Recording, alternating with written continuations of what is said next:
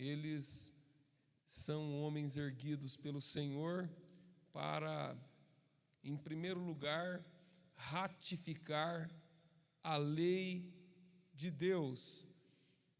O primeiro papel do profeta é estabelecer, fincar as balizas da lei que revelam, que escrutinam o caráter do Senhor, o caráter de Deus.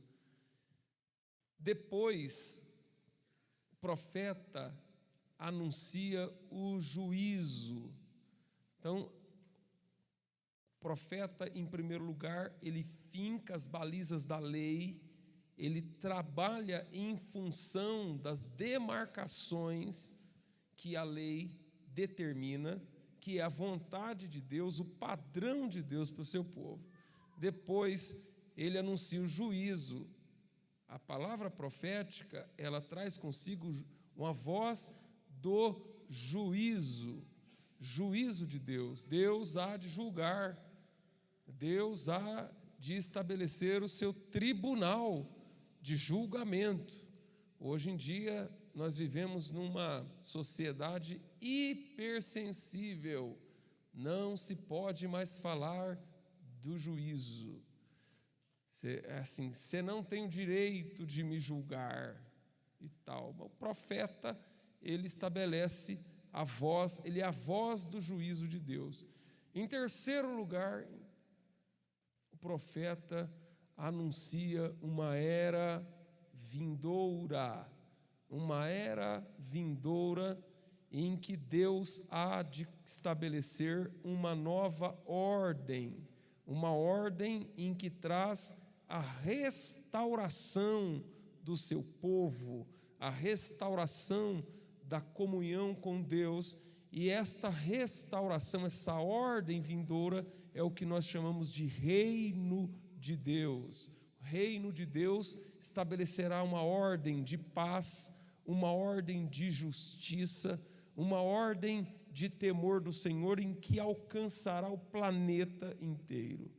E esta ordem futura é a ordem em que o estabelecia no coração daqueles que ouviam as pregações dos profetas, estabelecia no coração deles a esperança de uma era vindoura em que Deus iria consertar as coisas, em que o próprio Deus iria reinar sobre a terra. Essa era vindoura anunciada no Antigo Testamento era como se fosse um farol em meio à penumbra de uma noite interminável. Essa era vindoura, a chegada do grande rei, o reino estabelecido, o povo em comunhão, toda a terra alcançada por essa presença gloriosa, ela é anunciada pelos profetas. Acontece que no desdobramento da revelação bíblica, os profetas, quando viam a chegada do reino de Deus, eles ainda não tinham contemplado, eles contemplavam o acontecimento como se fosse apenas único. Eles não viam, e nem o texto, eles anunciam como um único evento, a primeira e a segunda vinda do Senhor. Era vista apenas como um único evento, como se eles estivessem vendo dois montes, um alinhado com o outro, e eles apenas conseguiam ver um único monte, como se fosse um evento. Mas o evento do Messias, do reino de Deus, ele não é um único evento. Ele é um evento que tem a inauguração com o ministério terreno de Jesus e vai ter a sua consumação, sua completude na segunda vinda gloriosa do Senhor.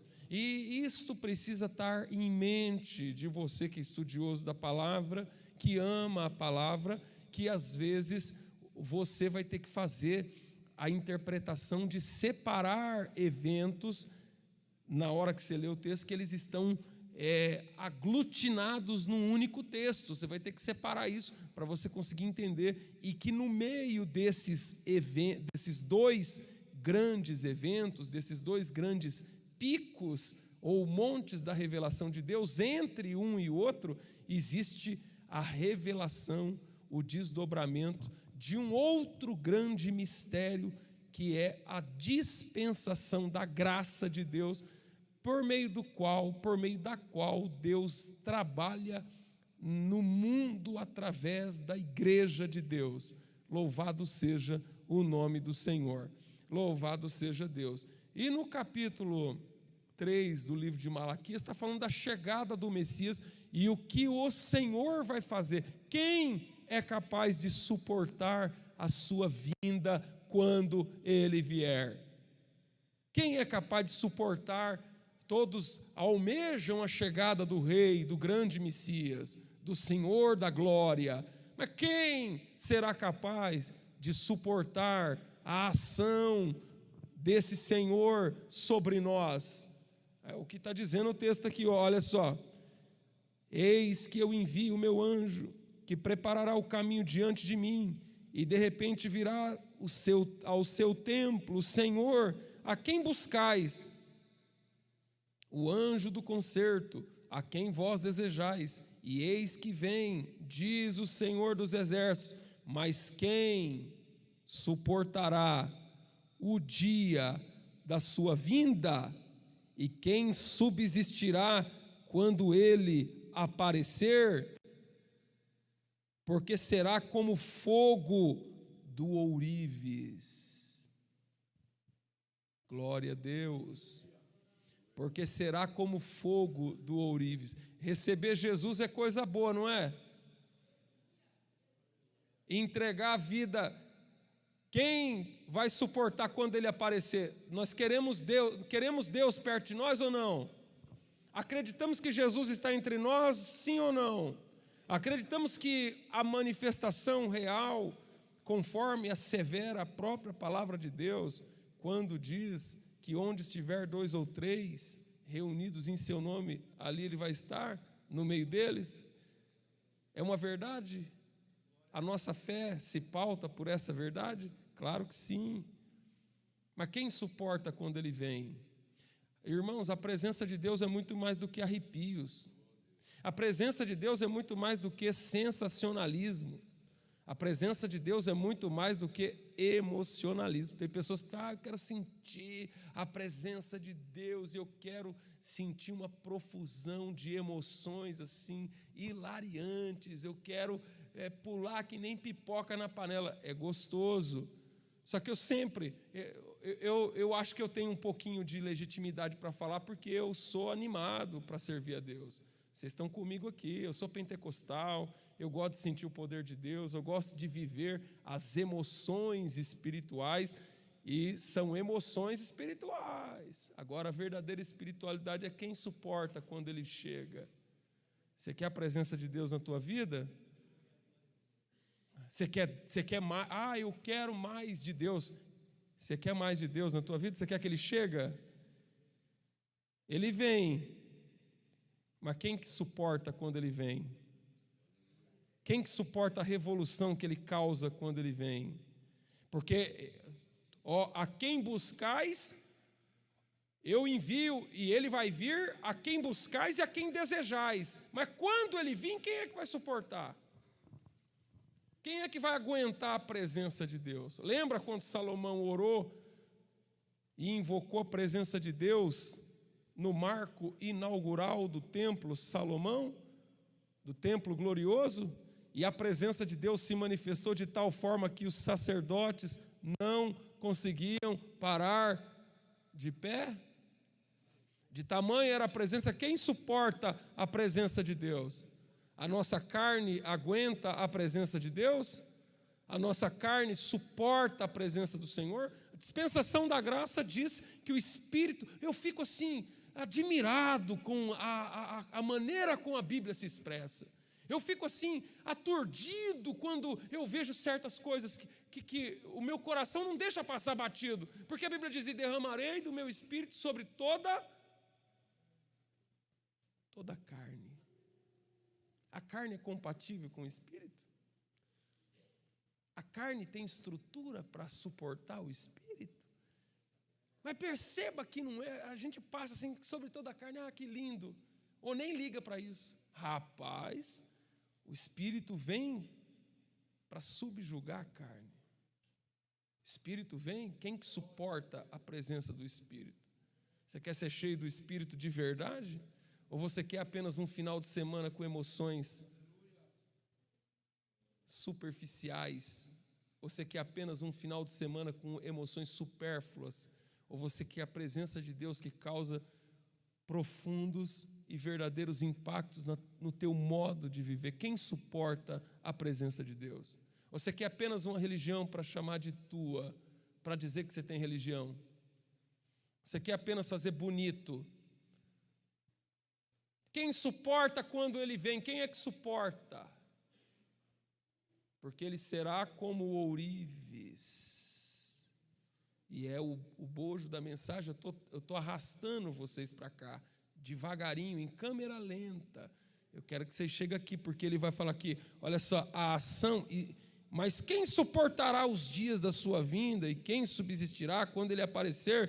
Porque ele será como fogo. Engraçado, né? A gente quer orar e fala, Senhor, manda o fogo pentecostal sobre nós. A gente quer fogo, Senhor. Eu sou um crente de fogo. Eu sou um crente canela, mas ele virá como fogo. Quem suportará o fogo que vem? Tem pessoas, já existem teólogos que já não gostam mais de dizer que o batismo é o batismo do Espírito com fogo. Eles cortam o fogo do batismo. Mas eu continuo firme ainda na doutrina pentecostal. É batismo com o Espírito e com fogo. Mas não é um fogo para você sentir assim, um frenesi, uma emoçãozinha. É o fogo que purifica do pecado. É o fogo que arranca o mal pela raiz. É o fogo que nos coloca no padrão da santidade divina. Aleluia, porque ele vir. Quem suportará quando ele vir? Você quer que Deus entre na tua vida, na tua casa, no teu negócio, mas você está preparado? Você tem certeza que você está pedindo isso mesmo? Você tem certeza que você quer ser batizado com o Espírito Santo e com fogo mesmo, irmão? Misericórdia. Porque ele será como ourives. Louvado seja Deus. Porque ele será como o fogo do ourives e como o sabão dos lavandeiros. E a palavra de Deus nos diz assim, ó, quando ele vem como ourives, como fogo, ele será como fogo do ourives e como sabão do lavandeiro, mas eu vou deixar essa parte do sabão para lá, para não misturar as coisas. E aí o versículo 3 diz, e assentar-se-á, afinando e purificando a prata. Você sabia que teve uma época que por causa da escassez a prata era bem mais cara do que o próprio ouro? Era um metal muito caro. E a Bíblia está dizendo que ele vem para purificar e refinar a prata como faz o ourives. E assentar-se-á como ourives. Essa é a palavra de Deus nessa noite. O ourives que faz o refino da prata é o mesmo Deus que trabalha para fazer o refino da tua vida. E por quê? Porque a prata, quando é arrancada do seu estado natural, do seu estado bruto, quando ele vem do trabalho do minério, do garimpo, ela é trazida no seu estado bruto, natural. Mas para que ela tenha verdadeiramente realçado o seu valor, é necessário que passe pelo processo do refino na mão do ourives. Todos nós viemos do estado natural, mas para alcançarmos o nosso valor diante de Deus, precisamos passar pelas mãos do ourives, que faz o refino da prata. Louvado seja Deus, louvado seja o nome do Senhor. E o ourives opera o refino da prata para quê? Para fazê-la para transformá-la do estado bruto para o estado mais precioso do metal. E o refino nada mais é do que a separação do metal valioso, porque quando ele vem do estado bruto, lá do minério, ela traz consigo a escória, vem agarrada nela. A escória, que é um material de quinta categoria, que é um material são as impurezas que são grudadas na prata quando ela vem do seu estado natural. E para fazer esse processo de separação, de refino, que é separar a escória do metal precioso, é necessário o processo do ourives, do fogo do ourives. E aí você precisa já aceitar que Deus está trabalhando para refinar a tua vida, para que você tenha de fato valor diante de Deus. E você tem que aceitar o processo. Por isso que muitas vezes nós passamos por provações. Em 1 de Pedro, no capítulo de número 1, no versículo de número 7, diz: para que a vossa fé seja provada. Louvado seja o nome do Senhor. Para que pela prova da vossa fé, que é mais preciosa do que o ouro que perece, seja para a honra, louvor e glória do Senhor. Para que pela prova da vossa fé. Então nós estamos aqui, quando ele vem para fazer o quê? O refino da prata. Tem uma frase reiterada nos livros do Max Lucado, que ele diz assim: Deus te aceita do jeito que você é, mas se recusa a deixar você do jeito que você quer. Deus aceita você do jeito que você é, mas Deus se recusa a deixar você do jeito que você quer. Você não vai ficar do jeito que você quer, Ele vai colocar você no processo do refino. E esse processo do refino é para provar o seu valor.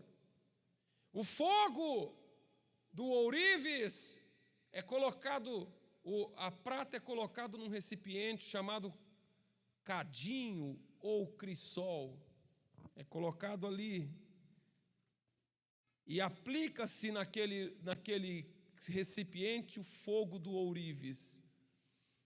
E conforme a temperatura vai subindo, a escória, que são as impurezas, vão soltando daquele material bruto. E a Bíblia diz: assentar-me-ei como o ourives, afinando e purificando a prata, e purificará os filhos de Levi, e os afinará como o ouro e como a prata. Louvado seja o nome do Senhor. Esse é o trabalho de Deus. E os refinará como o ouro e como a prata, para que você tenha o teu valor. Então, na hora que Deus estiver nesse processo, não é processo para você reclamar, é processo para você se submeter ao que Deus tem para a tua vida. A vida cristã é muito mais do que um estilo bonitinho de viver, irmãos. A vida cristã é um estilo radical de mudança. Mudança. Você não pode se permitir continuar sendo a mesma pessoa. Você não pode se permitir ser uma pessoa que regride. Você tem que avançar na presença de Deus. A Bíblia diz que a vereda do justo é como a luz da aurora, que vai aumentando mais e mais até virar dia perfeito. Conforme mais o ourives aumenta a temperatura vai subindo do fogo do ourives, mais acelera o processo de purificação. E esse é o processo que Deus usa. É um processo fácil? Não. É um processo simples? Não. É um processo rápido? Também não. É um processo lento, gradativo. É um processo em que nós vamos aprendendo com a ação de Deus sobre nós. A gente não muda por conta própria. Nenhum de nós aqui muda por conta própria. Pode mudar por um tempo. Pode mudar só para cumprir uma tabela. Por um tempo todo mundo muda. Conheço inúmeras pessoas que assumem um compromisso e por um determinado período de tempo definido ele muda. Mas a verdadeira mudança é aquela que é gerada pela ação direta do Espírito Santo. E Deus muda colocando a gente no cadinho da prova. Não tem jeito, meu irmão. É na prova que nós vamos mudando, porque a gente não muda por conta própria. Não existe em nós uma mudança. Nós temos os nossos hábitos, nós temos o nosso estilo, nós temos o nosso jeito. Mas quando o Senhor nos traz para a presença dEle, Ele nos traz como ourives, que acende o seu fogo. E conforme o fogo vai aumentando, Ele vai gerando a mudança. E ali você é obrigado, e você precisa entender que isso é para a glória e louvor do Senhor. Isso é para a glória e louvor do Senhor. Isso é para a glória e louvor do Senhor. Louvado seja o nome do Senhor. Isso é para a glória e louvor do Senhor.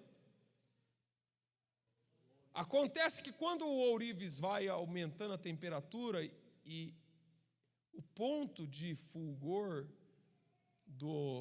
da prata é aproximadamente 900, quase 1000 graus, 960 graus. O ouro é 1030, 1040 graus mais ou menos, ele derrete. Então, acontece que o ourives não pode deixar que o metal passe, que o fogo, que a temperatura passe do ponto para não estragar o metal. Se colocar fogo demais, o metal pode se perder, pode estragar, pode romper com as suas estruturas moleculares e ele pode ter o seu valor destruído. Então, por isso que o ourives se assenta pacienciosamente, coloca o metal, a prata no cadinho, acende o fogo e fica assistindo o processo. Fica assistindo o procedimento. Ele não acende o fogo e vira as costas. Ele não acende o fogo e vai embora. Ele acende o fogo e fica ali, acompanhando par e passo cada evolução do processo. Enquanto ele está fazendo o refino, ele está ali presente. Você pode ver, irmãos, as horas mais difíceis que você já passou na tua vida, se separar bem para refletir, para considerar o que eu estou dizendo isso nessa noite para você, você vai falar, nas horas mais difíceis, há em nossa alma, em nossa convicção, a certeza de que Ele estava lá, mesmo nos momentos em que Ele não disse nada, porque em muitas ocasiões Deus fala, em muitas ocasiões Deus brada, mas em muitas ocasiões Deus está ali silenciosamente, com os olhos velando, para quê? Para que a gente atinja o propósito, o nome dele seja glorificado e a gente não seja destruído. Louvado seja o nome do Senhor. Porque se a gente melhorar por conta própria, se a gente evoluir por conta própria, por que há uma diferença entre talento e caráter? Talento, irmão, talento faz parte da natureza do homem. A inteligência é um talento. Existem cantores que cantam maravilhosamente bem na igreja, mas existem muitos cantores, e talvez ouso dizer com todo respeito, com toda a vênia aqui nessa noite, que existem cantores muito melhores no mundo. Existem músicos muito bons aqui na igreja, mas existem músicos muito melhores no mundo. Por quê? Porque isso faz parte de um negócio chamado talento. Está lá nas 7 inteligências. Existe o padrão de inteligência, às vezes, muito superior. E se a pessoa disser que alcançou isso por conta própria, ela vai se ufanar, ela vai se orgulhar, ela vai bater nas próprias costas e vai dizer que é. Sendo que, na verdade, quando Deus leva a gente para o refino, nós vamos entender que o nosso valor não está naquilo que é inerente a nós, mas aquilo que Deus produz em nós e através de nós. Deus te usa. Irmãos, eu vou falar, o mais talentoso dos cantores que pode existir no mundo secular, versus o mais desafinado dos cantores. Se Deus pegar um cantor desafinado, que não consegue, que canta, que tem uma voz igual uma taquara rachada, mas se a unção de Deus manifestar na vida dele, ele ministra virtude, ele ministra cura, ele ministra vitória. Por quê? Porque não é o que está inerente à natureza humana, mas é aquilo que Deus opera através da pessoa, e é por isso que Deus nos refina, para nós sermos conforme a vontade de Deus. Não é questão de talento. Tem pessoas que estão correndo atrás de talento. Nós vivemos a era em que o talento, o apogeu do talento, nós exaltamos o talento, nós priorizamos os talentos, nós exaltamos os talentos, nós privilegiamos os talentos, nós ovacionamos o talento, mas é muito mais que isso. O trabalhar de Deus não tem a ver com o talento. O trabalhar de Deus não se pauta pelo talento. Deus não vai usar uma pessoa por causa do talento que ela tem. Deus não vai usar uma pessoa por causa do talento que ela tem ou deixa de ter. Deus vai colocar, aleluia, o Espírito dele vai usar, sabe quem? Quem se coloca no altar do Senhor, quem coloca a vida no altar da oração, quem coloca a vida na presença dele, quem dá lugar para o Espírito e que fala: Senhor, purifica-me com o teu fogo, Senhor, me deixa melhor na tua presença, faz da minha vida o que o Senhor bem entender.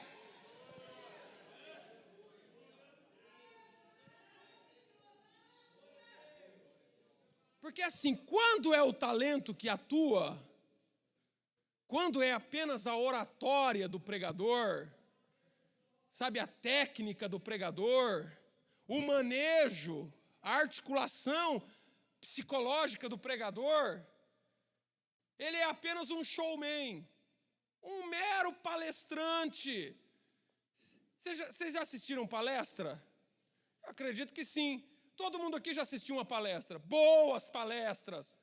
Palestras assim, formidáveis. Mas alguma palestra, irmãos, vem comigo na palavra. Por acaso, alguma palestra pode ter trazido assim um certo conhecimento. Uma palestra boa pode ter trazido um esclarecimento. Uma palestra boa pode ter trazido assim algum tipo de beleza. Mas alguma palestra por acaso chegou na unha do pé de uma pregação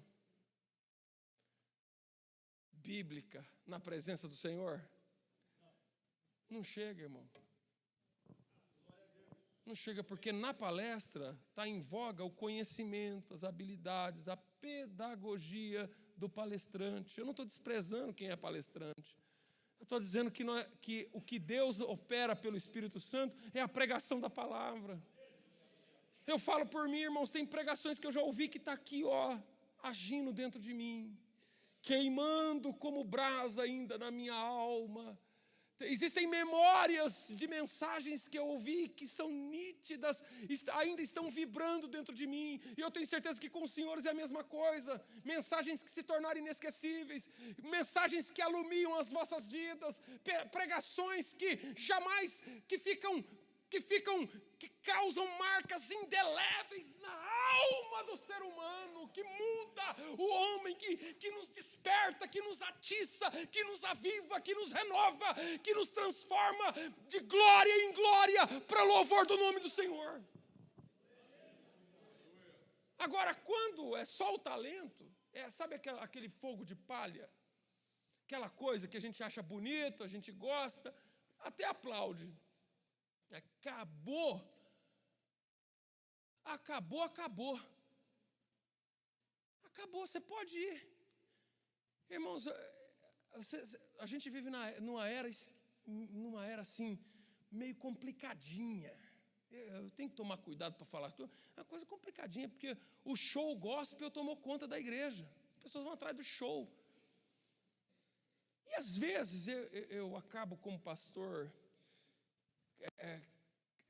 ativando um dispositivo dentro de mim chamado tolerância. Vou tolerar isso, sabe por quê? Porque é melhor ir no show de um cantor evangélico do que correr atrás de show de gente do mundo, desses sertanejos aí. Vai lá pro show. Só que é o seguinte, o show, você vai no show, irmão, acabou. Aquilo ali não tem efeito algum. Aquilo ali não muda nada. Porque não tem substância, não tem essência, não tem nada. É pura palha seca. Pelo amor de Deus, não existe verdadeira espiritualidade nisso, porque o próprio nome já está lá, show. E a palavra show vem do inglês, não é? O que é show no inglês, professor? Mostrar. Mostrar o quê? A palavra show é para mostrar o quê? Pergunto para os senhores e para as senhoras. Quem é que vai? O show é o quê? É para a pessoa ir lá se mostrar. Você veio aqui para ver o pastor? Você perdeu seu tempo. Você veio aqui para ver um cantor? Você perdeu seu tempo. Você veio aqui atrás de um pregador? Perdeu seu tempo. Aqui não é lugar de show, aqui é lugar de culto. Aqui é lugar de culto. Louvado seja Deus. Aqui é lugar de culto. E no culto, nós não viemos aqui para ver. O próprio Senhor falou assim, bem-aventurado aqueles que não viram. Então o próprio show, no próprio nome, já é uma heresia. O próprio nome já diz que não é para a gente correr atrás dessas coisas. Mas se às vezes vai lá para matar a vontade, eu não quero ser assim um ignorantão do pedaço, o cafona, o cara que estraga prazer, mas eu preciso ensinar a palavra para vocês. Tudo bem, às vezes o jovem quer ir lá no show lá do Fernandinho, vem lá, tal, a gente tolera. Então tem essa coisa, mas show é para mostrar, a gente não veio aqui para ver nada, nós não veio aqui para não ver. A bênção não é para quem vê. Louvado seja Deus. Alguém fala assim, você está vendo? Não estou vendo. O que você está vendo? Eu não estou vendo nada. Eu não estou vendo nada, irmão. E nem quero ver. Eu quero só receber a bênção. Porque a bênção não é para quem vê, a bênção é para quem crê. Aqui é lugar de fé, é matéria de fé, não é matéria que escrutina pelos olhos. Matéria de fé é a ação do Espírito dentro de nós. Diferente, o próprio nome, show, já tá errado. Show é para mostrar. Sendo que você não veio aqui para ver nada. Você quer Deus? Deus é um mistério. Está lá, capítulo 45, verso 18. Tu és o Deus que se esconde. Deus é o Deus que se esconde. Deus não veio aqui dar show para ninguém. O Herodes, quando prenderam Jesus, o Pilatos falou, joga ele para Herodes. Herodes, manda ele para mim. ele faz muita coisa. Vou chamar ele aqui para mostrar as coisas que ele faz, o milagre. Aí o Herodes falou: faz um milagre aí para eu ver. Era uma oportunidade, não era? De salvar a própria pele, de ganhar uma moral com o rei Herodes. Jesus não deu bola para Herodes. Ele não veio dar show. Ele não veio fazer milagre para os outros ver. Ele não veio trabalhar para os outros ver. Ele veio trabalhar pela fé, para colocar em nossos corações. Louvado seja o nome do Senhor. Os irmãos estão entendendo isso que eu estou dizendo, sim ou não?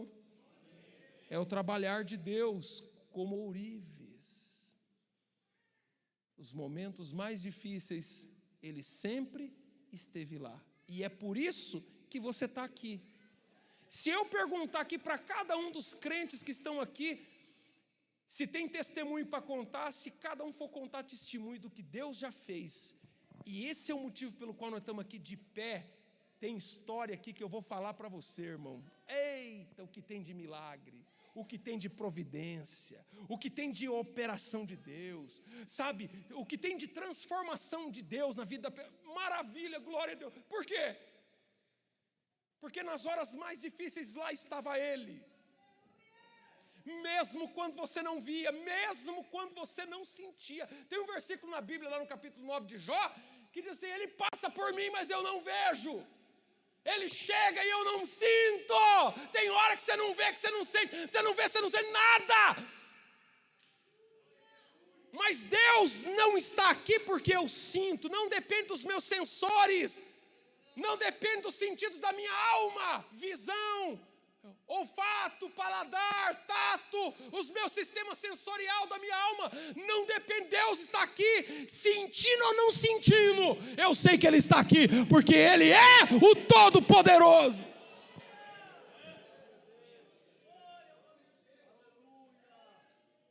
Os irmãos me entendem, digam amém. Coisa boa está aqui, não é verdade? Eita, Jesus dos crentes. Quando o ourives se assenta para ver, o ourives está, o cadinho está aqui, a prata está no fogo, e a prata vai, enquanto o fogo aumenta a temperatura, vai soltando as escórias, que é todo lixo. Tem um dos primeiros, quando a temperatura começa a subir, a prata começa a liberar um gás tóxico.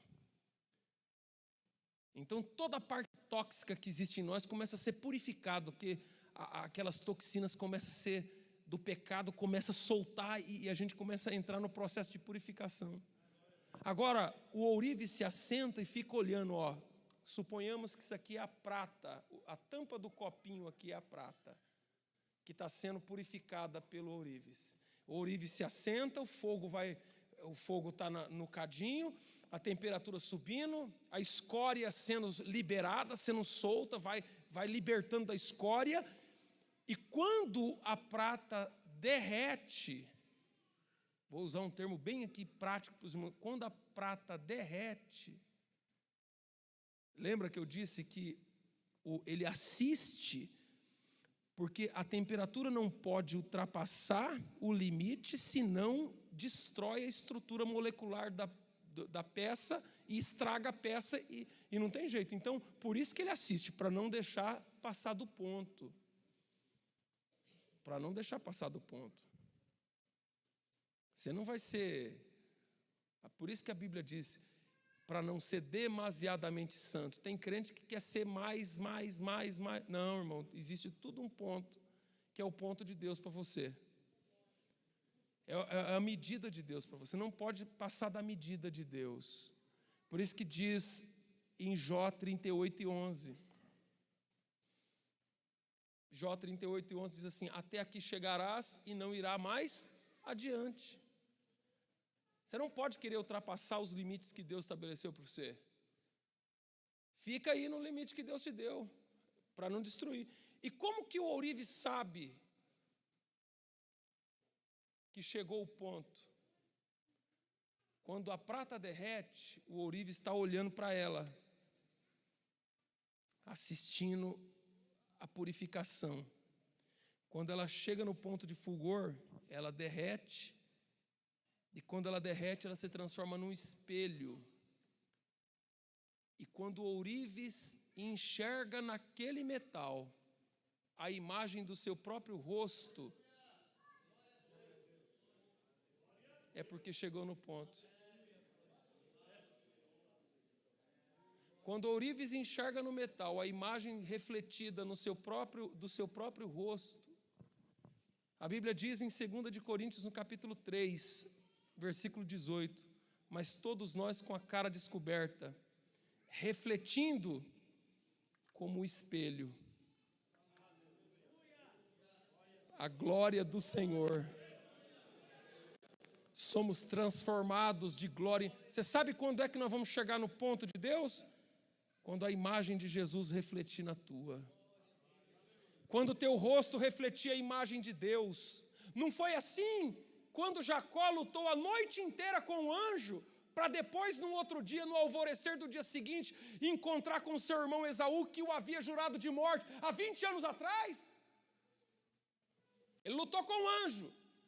E quando Esaú encontra ele, que vem ao seu encontro, ele olhou e falou assim: o seu rosto para mim é como o rosto de um anjo. Louvado seja Deus. Você sabe quando que você vai chegar no ponto que Deus? Quando na tua face refletir a face de Deus. Por acaso não será esta a grande manifestação dos filhos de Deus que vai acontecer no arrebatamento da igreja? Porque a própria Bíblia nos diz, no capítulo 3, versículo, não lembro o versículo, mas é no capítulo 3 de 1 de João. Porque ainda não é manifesto aquilo que nós havemos de ser. Mas quando ele se manifestar, nós seremos semelhantes a ele. E como ele é, nós o veremos. Como ele é, nós o veremos. Você sabe como que vai ser você? Como vai ser a minha fisionomia quando eu chegar no céu? Eu vou ter essa fisionomia que eu tenho? É uma pergunta. Tem pessoas que ficam preocupadas. Como é que ela vai ser quando chegar no céu? Eu não sei se você vai ter essa mesma fisionomia, esse mesmo biotipo. Não é assim? Cada um tem um biotipo. Tem assim o homem caucasiano, não é assim que fala? Essa fisionomia que você tem, eu não sei. Mas eu tenho certeza de uma coisa, que quando você chegar no céu, eu olhar para você, eu vou ver Jesus escritinho no teu rosto. Louvado seja Deus. Como diz, esculpido em Carrara. Coisa mais linda é ver Jesus na vida do crente. E eu termino dizendo, certo missionário foi pregar naquela região das tribos aborígenes, e durante o tempo em que ele ficou pregando ali para aqueles índios, para aqueles selvagens, ele falou, ele conviveu e pregou conviveu entre aqueles homens e fez o trabalho missionário ali durante uns 3 ou 4 anos. E aquele missionário veio a falecer. Foi enterrado. Anos depois, a igreja enviou outro missionário para aquele lugar.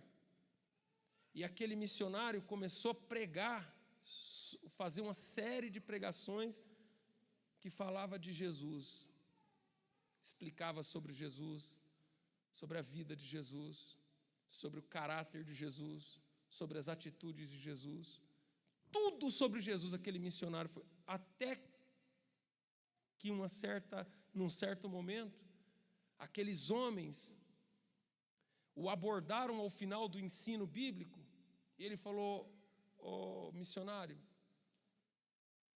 esse homem que o senhor está falando aí, ele já viveu aqui com a gente. Esse homem que você está falando aí, já morou aqui, ele passou quase 4 anos vivendo com nós aqui.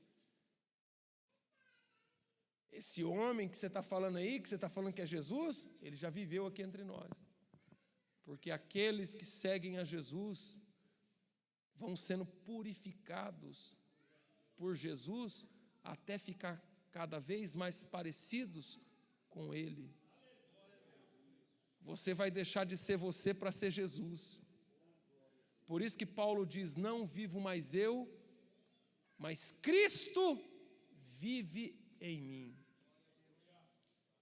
E a vida que agora vivo, vivo-a na fé do Filho do Homem.